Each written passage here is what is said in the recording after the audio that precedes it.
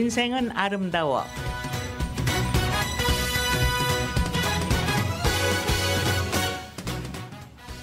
스튜디오에 황보영 선생님 모셨습니다. 선생님 어서 오세요.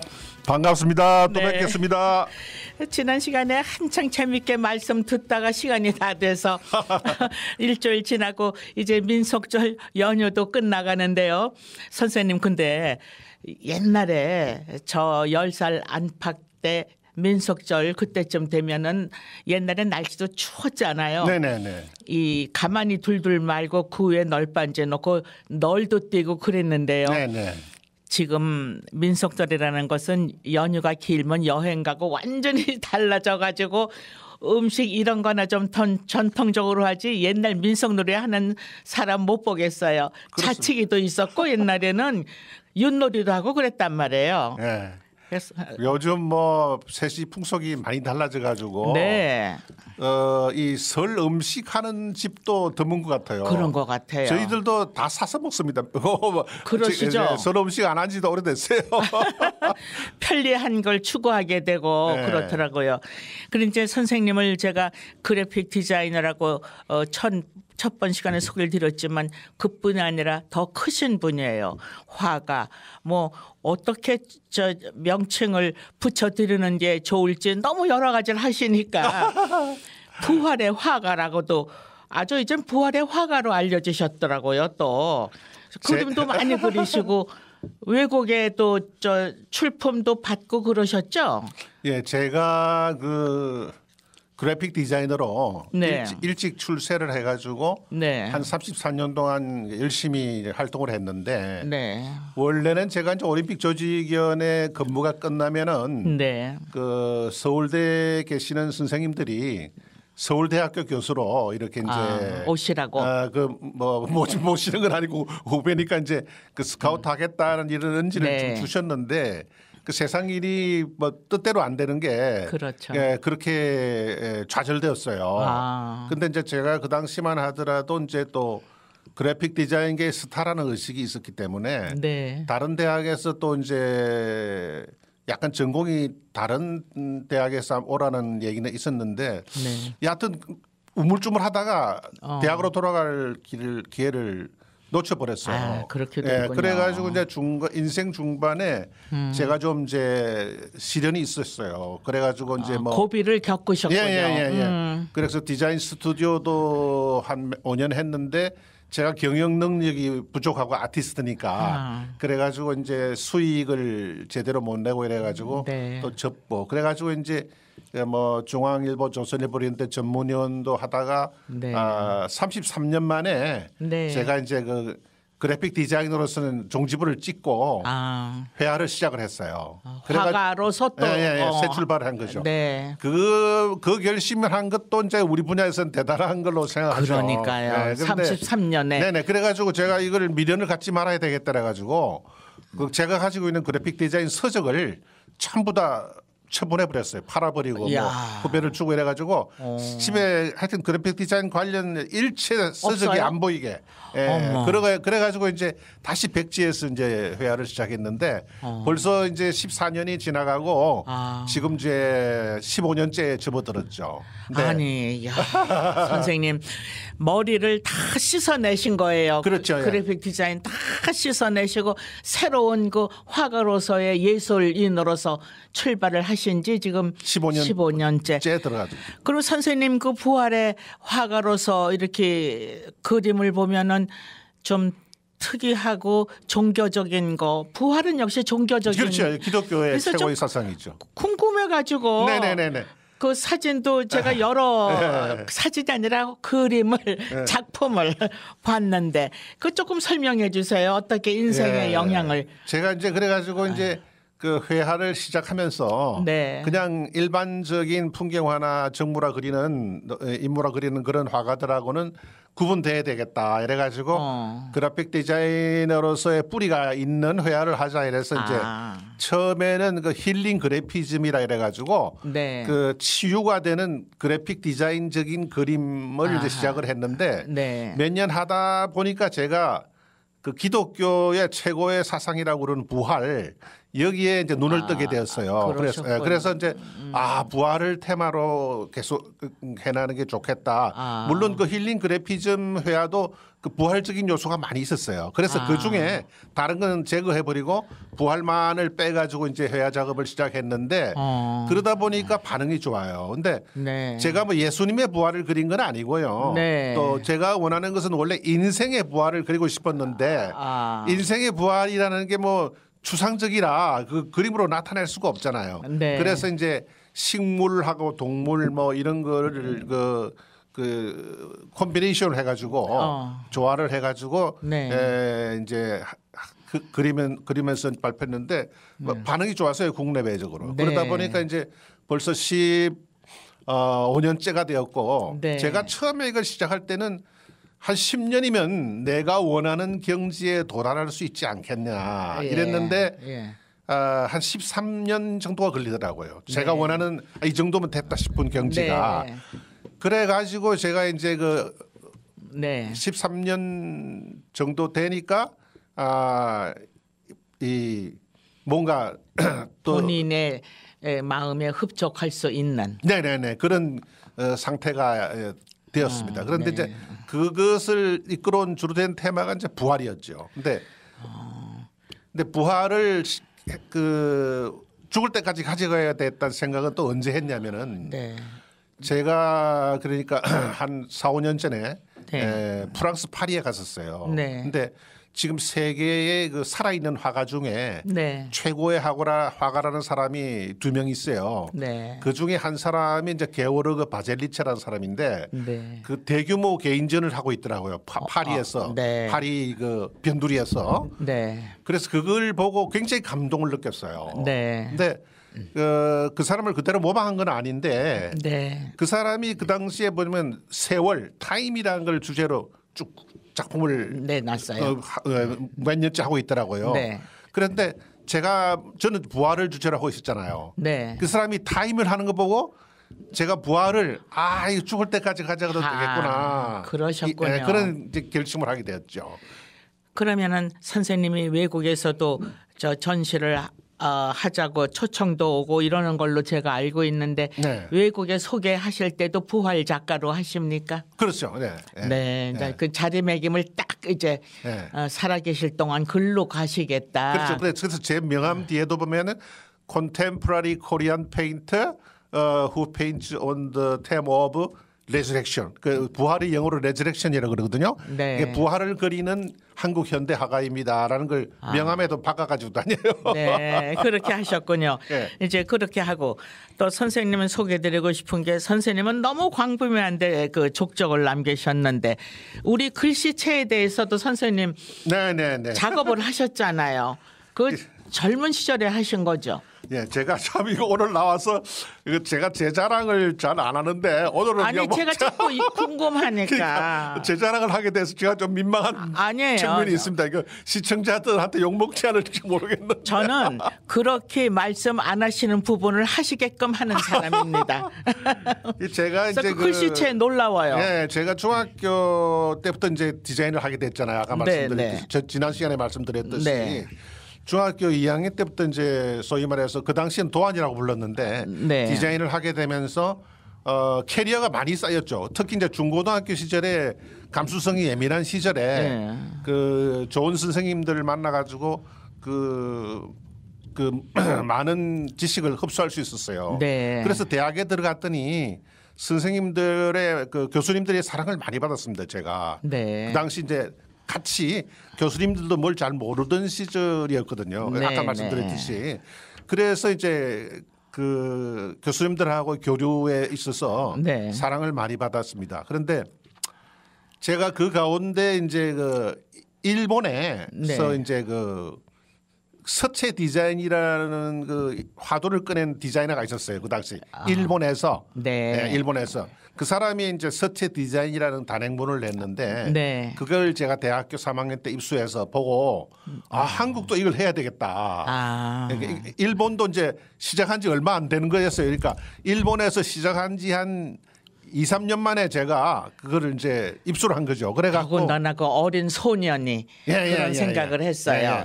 그래가지고 수소문하니까 그 당시에 이제 한국의 활자 산업은 다 이제 일본 그 수입품이었어요. 네. 근데 이제 그게 한국 사연이라는 데가 있는데 그게 네. 이제 일본식으로 표현하면 코리아 샤켄이라는 회사가 있었는데 그게 활자를 만드는 회사였어요. 네. 그 당시에는 활자를 안 그러고 이제 사진식자라고 그랬거든요. 그럼 맞아요. 많이 들었어요. 네, 네. 사진식자라 그러는데 거기에 이제 찾아갔더니 그 사장님이 네. 서울대학교 정치외교학과를 나오신 분이더라고요. 네. 그래가지고 제가 이제 서울대학교 미술대학을 다니니까 네. 후배 반갑다고. 그래 뭐 때문에 왔냐 그래서 내가 사실상 그 서체 이거를 한번 개발하고 싶은데 좀 도와주실 수 있겠습니까? 하니까 뭐 얼마든지 네. 자기가 지원해주겠다. 모든 기술적인 거 이런 거 돈 들어가는 건 자기가 다 할 테니까 디자인만 해와라. 네. 그래가지고 이제 제가 서울대학교 그 졸업작품으로 그 서체 작품을 냈어요. 서체를 하나 개발해가지고 이제 졸업작품으로 했더니 그러니까 그 한글을 개발을 하면 그 당시 한 1,300자를 써야 되는데 네. 그것까지 쓴 건 아니고 꼭 필요한 거 한 100자 정도만 써서 이렇게 작품을 네. 만들었더니 뭐 그 선생님들뿐만이 아니고 뭐 그 학생들 그 디자인 분야에 있는 사람들한테 소문이 나가지고 대단했죠.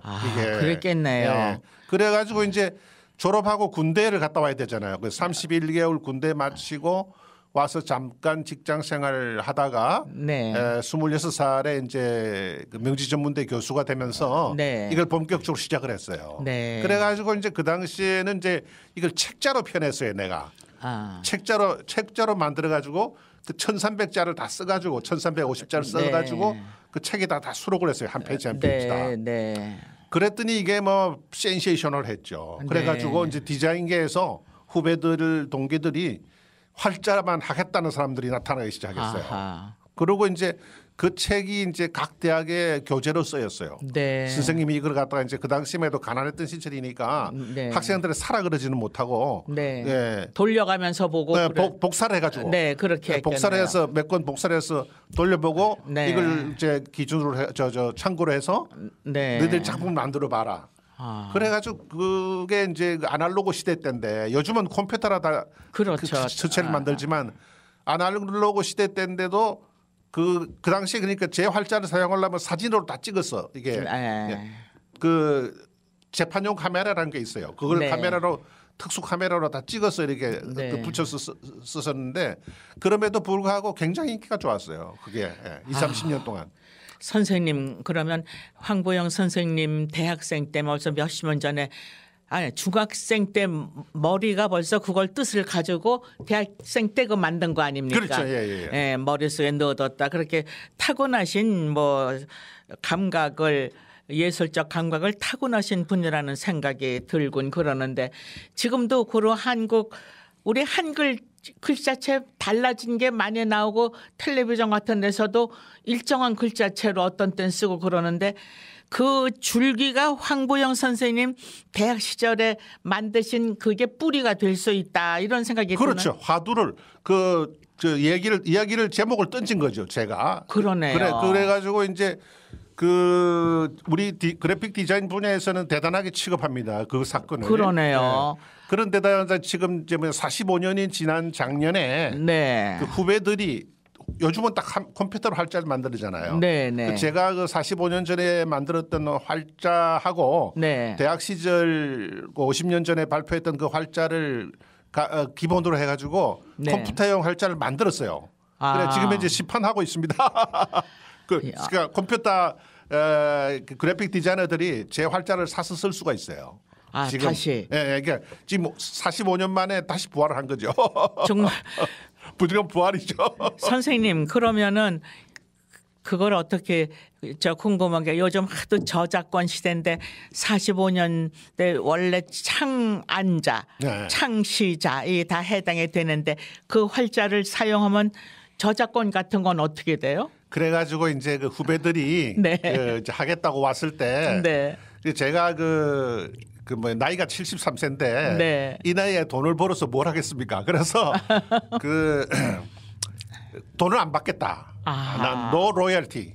그냥 무상으로 제공하겠다. 네. 그 대신 조건이 있다. 네. 뭐냐면 조건은 그 글씨체 이름에 내 이름을 넣어달라.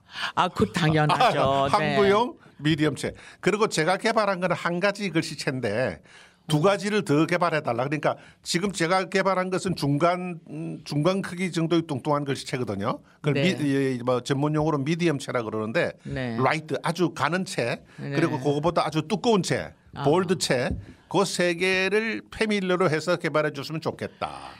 그게 제가 내건 조건이었어요.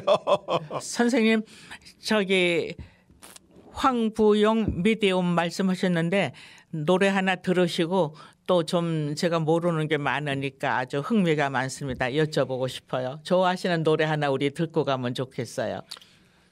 그 전유진이라고 요즘 젊은 소녀 가수인데 아주 인기가 있는데 그 소녀 가수가 부르는 모를이라는 노래가 있어요. 옛날에 남진 가수가 불렀던 것을 리바이벌했는데 리메이크했는데 듣기 좋아요. 그거 좀 신청하겠습니다. 네, 함께 듣겠습니다.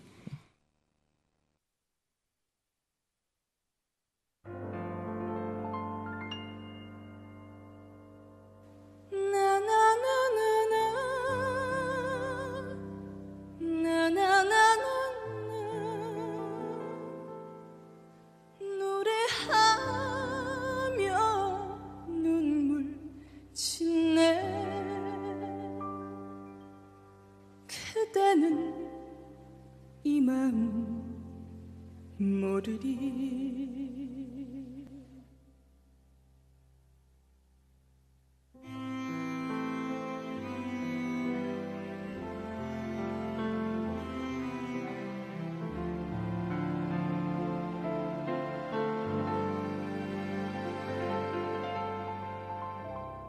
그대 곁에 있으면 허물어지는 마음 그대는 모르리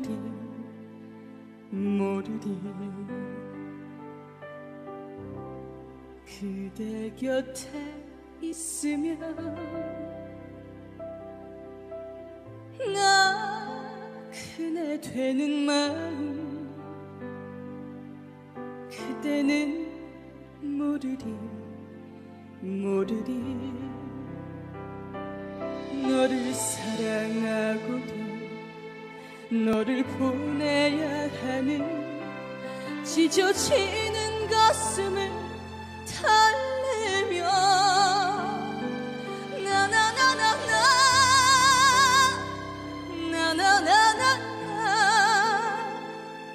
웃음으로 통곡하네. 그대는 이 마음 모르리.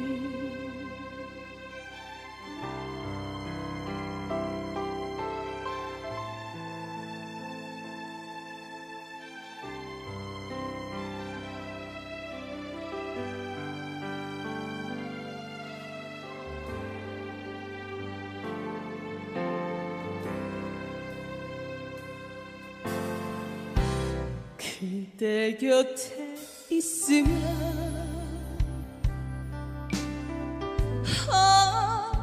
허물어지는 마음 그대는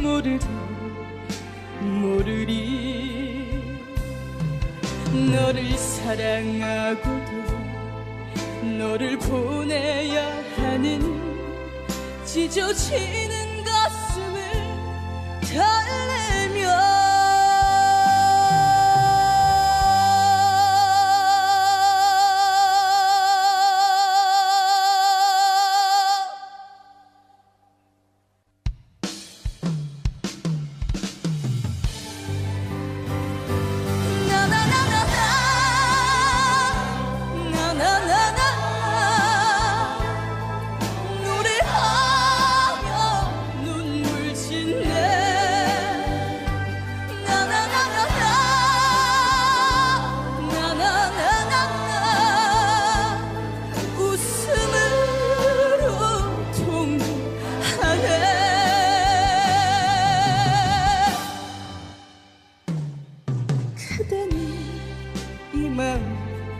모르리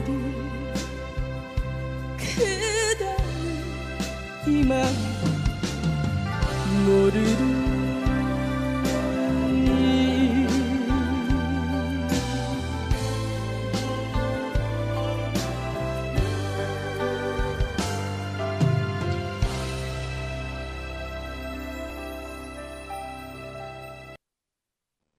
네, 선생님은 저기 노래에도 많이 관심이 있으신가 봐요. 저는 젊은 사람들 노래 모르거든요. 그 작업하시고 요즘 부활의 화가로서 쭉 살아오시면서도 음악을 들으면서 작업도 하시나요? 어떤 환경에서 붓을 드세요? 그렇죠. 그래서 제가 보통 보면은 이제 작업할 때 네. 그 음악을 많이 틀으려고 작업을 하거든요. 그러세요? 네. 그래서 이제 음악을 많이 듣는데 네. 제가 그 조금 전에 전유진 가수의 그 모르리라는 음악을 신청을 했는데요. 네. 제가 사실은 한 13, 4개월 전에 유튜브 방송을 시작했어요. 왜 네, 유튜브 네. 방송을 시작했냐면은 네. 제가 이제 화가로서 네. 내가 원하는 어느 경지에 도달했기 때문에 네. 습작 시간이 확 줄어들잖아요. 그렇죠. 이제는 그 완성도 높은 작품을 계속 만들어낼 수 있으니까 그 창작 시간이 많이 줄어들어 버렸어요. 그래서 그 비는 시간을 이용해서 네. 뭐 놀 수는 없고 뭘 해야 되겠다 해가지고 유튜브 방송을 시작을 했어요. 네. 그래서 유튜브 방송을 뭐 카메라를 들고 다니면서 찍고 하는 그런 거는 제 나이에 못 하겠고 네. 그러니까 라디오 방송 형태입니다. 스크립트를 써서 낭독을 한 5분 내지 10분 하는데 네. 거기에 이제 정지된 사진이나 그래픽을 이렇게 한 10장 내지 뭐 이렇게 15장 정도 사이에 네. 보여주는 그런 방송을 하고 있는데 네. 지금 벌써 한 345회 정도 방송을 했어요. 그러니까 네. 거의 이제 일주일에 한 6회 정도씩 방송을 시간은요? 시간 한 번 방송하는데 한 5분 내지 5분. 10분 그 사이. 예. 그러고서 그 주로 내용을 어떻게 담으시는데요? 처음에는 그 뭘 해야 될지 몰라가지고 네. 이것저것 했습니다. 뭐 에세이도 하고 오피니언도 하고 뭐 근데 그 조회수가 많이 안 올라가니까 네. 그래서 이게 좀 조회수를 확 올려야 되겠다 이래가지고 그 제가 검색을 해보니까 네. 노인들의 그 섹스 문제에 대해서는 별로 그 방송이 없더라고요. 없어요. 네, 그래서 이제 제가 영어 일어를 좀 잘하니까 네. 해외 뭐 일본 사이트라든지 네. 또 이제 뭐 영국의 신문사라든지 네. 미국의 이제 노인 전문 성생활 연구 기관이라든지 이런 데 들어가 가지고 데이터를 모아 가지고 네. 그거를 16회 방송을 했어요. 아하. 그 총 방송이 한 90분 정도 되는 90분이 안 되고 한 120분 정도 2시간 정도 되는데 그게 히트를 쳐 가지고 그 유튜브에 그 수익이 나오는 유튜버가 됐어요. 그러니까 관심이 많은 거예요. 인생살이에. 네, 이게 노인들의 성에 됐어요. 그러니까요. 네.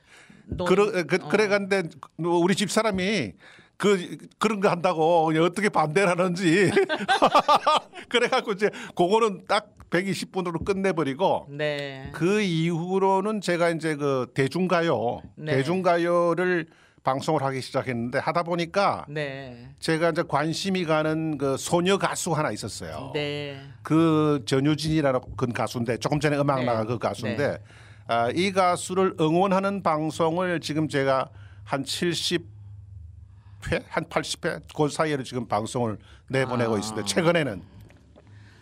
그러니까 선생님께서 그 유튜브 방송도 재밌게 지금 이끌어 가시는 중이라고 생각을 하면 되겠네요. 그렇죠. 그 제가 뭐 그 일반 방송인 수준은 안 되고 솔직히 또 뭐 젊은 사람들 하는 그런 뭐 정말 화끈한 그런 그 인기 있는 방송은 못하지만은 제 취미 생활로 아니 그리고 아직도 뭐 건강하시고 지식도 많으시고 예술인이시고 얼마든지 예. 재미있는 말씀 내놓으실 것 같은데 선생님께서 그 유튜브 방송도 쭉 지속하실 것 같곤 한데 그 말하자면 황보영 미디움 큰 타이틀은 그렇게 나가죠. 황보영 미디움. 네네네 글씨 그러면 제목이 황보영 미디움 안에 유튜브 하시고 부활의 작가 하시고 또 뭐 하시는 거 다 포함이 됐을 것 같아요. 나열해 보세요. 그러니까 이제 오늘 이왕 자랑하는 김에 해주세요. 했는데 네. 제가 그 신문 디자인 분야를 또 개척을 했습니다. 신문 디자인 네. 분야. 그 이야기 하면 또 재미있을 것 같은데 뭐냐면은 네. 제가 그러니까 이제 그 디자인 회사를 5년간 운영하다가 좀 실패를 하고 네. 경영 능력이 부족해서 실패한 거예요. 디자인을 못해서 실패한 건 아니고. 그 경영이 어려운 거예요. 예. 제가 그러니까 세매에 좀 뭐랄까 박지를 못하고 이제 박지를 못해가지고. 맞아요. 예술하는 사람들 그래요. 예. 순수해서. 근데 그 당시에 이제 중앙일보의 그 홍석현 사장이라는 분이 네. 그 1995년도 정도에 그 중앙일보를 이제 개혁하겠다는 드라이브를 걸었어요. 네. 그 시기가 뭐냐면은 왜 그때 당시 이제 신문사들마다 고민이 많았냐면은 그 한글 세대들이 다 시중에 나와가지고 한문을 못 읽는 거예요. 몰라요, 한문. 그래, 네. 그게 이제 그 시기였어요. 지금으로부터 이제 한 30년 전인데. 네. 그러면서 이제 그 한겨레 신문이 유일하게 이제 가로 쓰기를 이제 하고 있었는데 전문가가 참여를 안 했기 때문에 네. 신문 디자인이 좀 엉성했어요. 한겨레 신문이 서양의 이제 그 가로짜기 신문을 보고 모방을 했는데 네. 전문가가 참여하지 않은 상태에서 그 코끼리 다리 만지시는 식으로 하니까 네. 디자인이 엉성했거든요. 네. 그런데 그래가지고 중앙일보사에서 광고를 냈어요. 신문 디자이너를 뽑는다고. 어머, 그랬어요. 네, 그런데 아무도 지원을 안 했어요. 근데 그 당시 전문 기자 지원에는 전문 기자를 같이 뽑았는데요. 전문 기자들은 뭐 50대 1, 뭐 30대 1 이랬어요. 그렇죠. 그런데 신문 디자인은 1대 1이었어요. 아니 뭐 한 사람이 없잖아요. 하는 사람이 없으니까. 근데 새로운 뭔지도 모르고. 네. 근데 저는 이제 과거에 그 서울대학교 대학원 그 논문을 석사 논문을 뭘로 썼냐면 전기 간행물의 네. 편집 디자인 매뉴얼에 관한 연구라는 그 논문을 썼어요. 네. 그러니까 편집 디자인으로서도 최초의 논문이었고 네. 그게 또 전기 간행물이었기에 제가 뭐 신문 잡지 이런 거 다 그 전기 간행물에 필요한 디자인 요소에 박학한 지식을 가지고 네. 있었죠. 그래서 중앙일보사에서 이제 당연히 합격해가지고. 선생님, 그러니까 그 신문 디자인이라는 게 그 가로 쓰기 한글 뭐 이런 것도 그게 다 디자인에 들어가는 거네요. 그렇죠. 디자인 영역이죠. 그래가지고 이제 처음에는 중앙일보사에서도 신문 디자이너를 뽑았는데 네. 이거 어떻게 활용해야 될지를 고민을 했어요. 그러게요. 네, 그래서 처음에는 이제 중앙일보 그 제호를 써달라고 그래가지고 중앙일보 제호를 네. 그 여러 개 디자인했는데 그것이 이제 그 당시에 이건희 회장이 네. 과천 경마장에서 네. 그 결제를 했어요. 그래가지고 홍석현 사장이 과천 경마장에 다녀오더니 승마장에 다녀오더니 이거 뭐 우리 회장님 사인이 났다고 그래가지고 한글 제호가 등장했거든요. 그러면서 시중의 신문사 제호들이 2, 3년 내에 다 바뀌었어요. 네. 그 중앙일보 제호가 워낙 디자인이 좋다 이래가지고 다들 그거 흉내 내느라고 시중의 신문사 디자인이 다 바뀌었죠. 그런데 신문 디자인은 어떻게 해야 될지를 몰랐어요. 그래가지고 그러니까 왜냐하면 그 신문 디자인이 매일같이 그 한 4, 50명이 붙어서 하는 데다가 순간적으로 확 이루어지잖아요. 예. 그래서 처음에는 뭐 편집국장 옆자리에 자리를 하나 마련해가지고 올라오는 그 신문의 그 랍 스케치를 그걸 감독으로 할 건지 뭐 편집에 초판을 보고 뭐 수정을 할 건지 뭐 별의별 아이디어를 냈는데 네.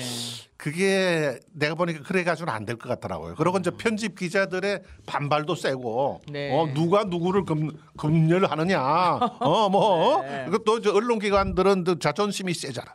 그렇죠. 세잖아요 기자들이. 네. 그래가지고 제가 그 당시에 이제 생각해낸 방법이 네. 신문 디자인 연구 보고서 중앙일보만을 위한 네. 신문 디자인 연구 보고서를 쓰셨어요 또. 썼어요. 그래가지고 네. 그걸 15권을 냈어요. 그래가지고 이제 매주 하나씩 그 편집 기자들하고 관련자들이 보게 했죠. 그걸 이제 뭐 이렇게 한 몇십 페이지 되는 연구 보고서를 이제 그 스프링 파일로 해가지고 네. 다 이제 보게 했죠. 그랬더니 이게 효과를 발휘해가지고 어떤 효과가 났냐면은 디자인이라는 건요. 네. 마케팅에서 중요한 게 네. 디자인이 바뀜으로 해가지고 그 에너지가 전달이 돼요. 그래서 기업에 그것이 매출 증대로 이어지는데 뭐냐면 디자인이 바뀜으로 해가지고 다른 분야를 자극하게 되는 거예요. 그러니까 예를 들면 제가 신문 디자인을 바꿈으로 해가지고 신문에 기사 쓰는 사람들, 기자들, 뭐 광고하는 사람들 모든 분야들이 혁신을 도모하는 거예요. 예를 들면 쉽게 말하면 그 요리를 담는 그릇을 바꿔줬더니 요리사가 네. 자기 음식 만드는 것도 좀 바꿔야 되겠다 이런 생각을 하는 거예요. 정말 그렇군요. 네, 디자인이라는 게 그래서 중요한 겁니다. 그래가지고 뭐 이런 이야기 해도 좋을지 모르겠지만 중앙일보가 그 당시에는 조선일보, 동아일보 다음으로 세 번째로 많이 팔리는 신문이었는데 네. 제가 그 관여하고 나서 네. 그게 올라갔어요. 뒤집어졌어요. 조중동으로 뭐 이게 이런 이야기 해도 좋을지 오래된 얘기니까 뭐 20, 30년 전 얘기니까 해도 되겠죠. 근데 그게 지금까지도 지속이 되잖아요. 저도 생각이 나요. 제가 동양 라디오에 오래 있었기 때문에 그 중앙일보도 많이 보고 그랬는데 어느 날 한글로 옆으로 가로쓰기로 네네. 이렇게 혁신이 됐구나 하고 느낀 기억이 납니다. 네. 그 당시에 이제 그 제가 이제 디자인은 원래 이제 그 간부들하고 일을 하는 게 아니고요. 네. 어느 조직이든 사장이나 전무 이런 탑 클래스들하고 일을 합니다. 이 디자인 문제는 네. 그 중간 간부들이 끼어봤자 결정권이었기 안 때문에 되죠. 그래서 이제 그 당시에 홍석현 사장 나중에 회장 되셨고 지금 뭐 은퇴하신지 모르겠습니다만 그 다음에 이제 중앙일보 기자 중에서 일기 기자라고 금창태 전무라고 계셨어요. 그 당시 저 알아요. 그 당시 그 두 분하고 같이 일했어요. 타계하셨어요. 네, 타계하셨죠. 그런데 그 두 분이 저한테 한 말이 있어요. 네. 와 이게 당신은 정말 전문가다. 그렇죠. 그리고 이제 디자인만 잘하는 게 아니라 왜 이렇게 설명을 잘하냐. 네. 합리적으로. 네. 그러니까 저는 뭐냐면 디자인 사상이 합리주의예요. 네. 왜 이게 삼각형이 되느냐. 네. 왜 이게 빨간색이어야 되느냐. 네. 왜 이게 몇 센치가 돼야 되느냐. 왜 이게 평행이 돼야 되느냐. 이거에 보기 좋으라고 한다는 식의 말은 안 한다 이거야. 무슨 말이냐면 합리성이 있어야 된대요. 요거는 이 어떤 기능이 있기 때문에 빨간색이 돼야 되고 어떤 기능이 있어야 되기 때문에 삼각형이 되고 이런 걸 하나 이론적으로 다 백그라운드를 설명을 하는 디자이너거든요. 그러니까 신문사에서도 그 예를 들면 내가 그냥 신문의 모양을 바꾸는 그 단순한 그게 아니고 합리적인 이유를 다 제시해 주니까 그 잘 먹혀 들어갔고 그래가지고 중앙일보 그 당시에 그 홍석현 그 사장이 감동을 해가지고 그 당시 제가 월급이 한 달 월급이 한 500만 원 정도 되었었는데 그것도 상당히 많은 돈이었죠. 한 30년 전이니까. 근데 한 달치 월급 정도의 그 상금을 마련해가지고 직원들 다 그 모아놓고 그 상을 주었어요. 그 중앙일보 사장상이라고 그러고. 그리고 이제 더 이제 그 감동적인 것은 그 다음에 그 1월 1일 날 시무식 할 때 그 중앙일보 홍석현 회장이 어떤 메시지를 던지냐면 신문은 종합 예술품이 돼야 된다. 그러니까 그게 이제 제 영향을 받은 거죠. 그래갖고 그 회사에서 굉장히 저한테 그 많이 그 뭐랄까 칭찬을 해줬죠. 그렇죠. 그래서 선생님은 말씀하시는 거 들어보니까 지금 설명도 해주지만 딱 그 사안에 필요하고 꼭 필요한 이유가 그냥 머리에 그때그때 환경에 있으시면 떠오르신 분 같아. 고맙습니다. 그게 이제 그걸 타고났다 그러잖아요. 타고났다기보다 제가 이제 그 아까도 말씀드렸지만 중학교 때부터 그걸 이제 한창 감수성이 예민할 때부터 공부를 이제 시작을 해가지고 그 이제 언어를 습득을 했고 그 외국의 서적이나 이런 전문 지식을 흡수할 수가 있었죠. 타고나신 것 같고 혼자서 독학 외국어 하신다는 것도 쉬운 일이 아닌데 어떤 방법으로 그 어린 나이부터 쭉 공부를 하셔가지고 그렇게 왜곡하고 소통에 지장이 없게 실력을 쌓으셨어요? 어떻게 공부하셨어요? 그러니까 뭐 제가 공부를 아주 잘한 건 아니고요. 아주 잘한 건 아닌데 네, 제가 그 서울대 미대에 합격할 때도 네. 제가 그 3등으로 들어갔습니다. 70명 중에 톱은 못하고 3등 들어갔는데 그 당시 선생님들이 깜짝 놀란 게 제가 그 지방 출신이라 네. 실기 점수가 70점대였어요. 아, 그러니까 두 과목 다 70이면 140밖에 못 받았는데 네. 그 합격한 사람들은 상위에 있는 합격생들은 대개 90점씩 받았더라고요. 그러니까 네. 뭐 두 개 합치면 180점 있잖아요. 그럼 한 40점 차이가 나는데 제가 그거를 초과해서 그 3등을 했다는 거는 학과 성적이 그만큼 좋았다는 거 아닙니까? 그렇죠. 그래 가지고 이제 그 처음에 미대 들어가니까 선생님들이 그 막 황부영이가 누구냐 하고 구경하러 왔어요. 네. 그래서 너처럼 이 학과 성적이 좋은 그 친구는 미대에서 네. 10년에 하나 정도 나올까 말까 한다고. 그래가지고 굉장히 선생님들한테 사랑받았어요. 선생님이 아주 화려한 물론 치료도 어느 기간 겪으셨다고 하지만 굉장히 능력자로서 분야에 화려한 그 탑에 계신 생활을 참 많이 하신 분 같아요. 그런데 여기에서 제가 첨언하고 싶은 것은 인생의 3대 재앙이 있다고 그러잖아요. 네. 초년 출세, 중년 상처, 노년 빈곤이라고 그러는데 맞아요. 제가 그 초년 출세에 딱 걸려버린 거예요. 그래가지고 제가 중년에 초년 출세 그 재앙을 맛봤어요. 오랜 그러셨군요. 시간. 예.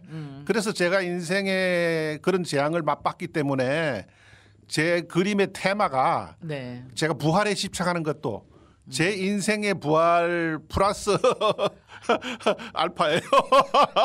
좋습니다, 선생님. 그러면 그 부활에 그 좀 더 흥미가 있고 선생님이 이렇게 고비도 겪으시고 오늘날 부활의 화가가 되셨는데 다음 시간에는 좀 그런 면에 대해서도 얘기를 제가 듣고 싶으니까 네. 오늘 노래 하나 들으시고 저하고 헤어지십니다. 네, 희망곡 하나 말씀해 주세요. 제가 그 찔레꽃이라는 노래 좋아하는데 그 이름이 아주 갑자기 이름이 생각이 안 나네. 네네, 찔레꽃 네, 그러면 예, 되죠. 뭐 예. 저도 그 노래 많이 들었습니다. 예, 그럼 예, 함께 듣고요. 예. 선생님 다음 월요일에 또 뵐게요. 감사합니다. 예, 감사합니다. 또 뵙겠습니다. 네.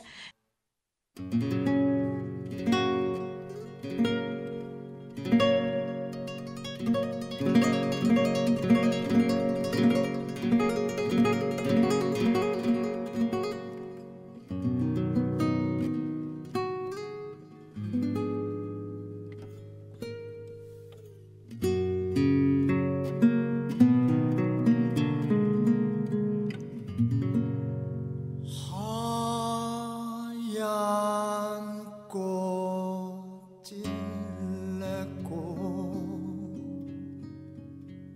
손박한 꽃 찔레꽃 별처럼 슬픈 찔레꽃 달처럼 서러운 찔레꽃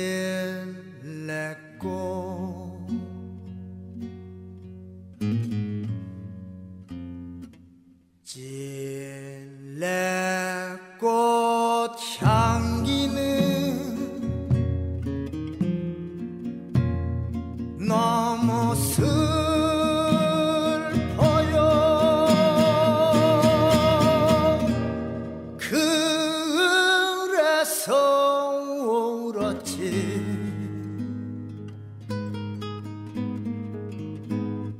너무 목놓아 울었지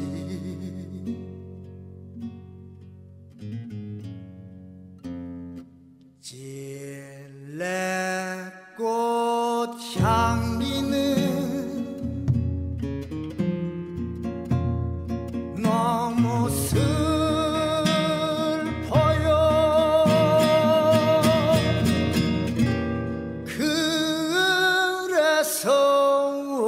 울었지 밤새워 울었지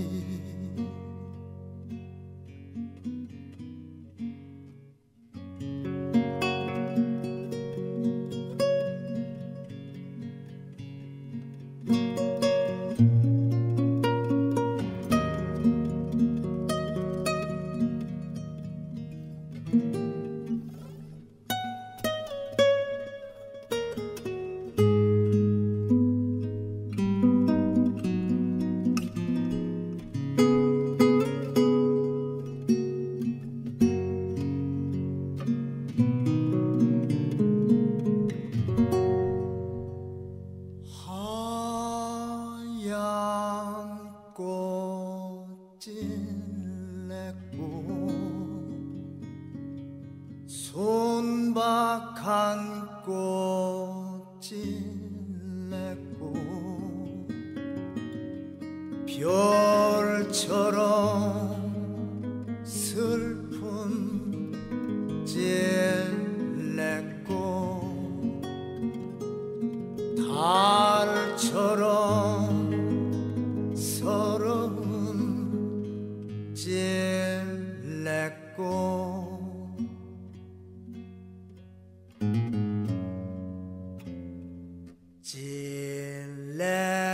찔레꽃 향기는 너무 슬퍼요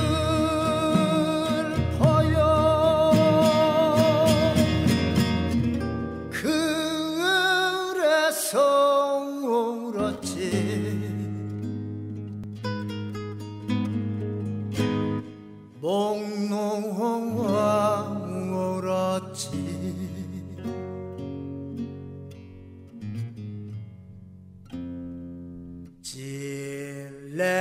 찔레꽃 향기는 너무 슬퍼요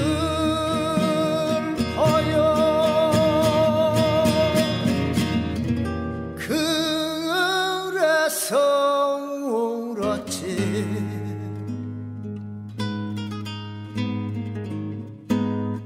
밤새워 울었지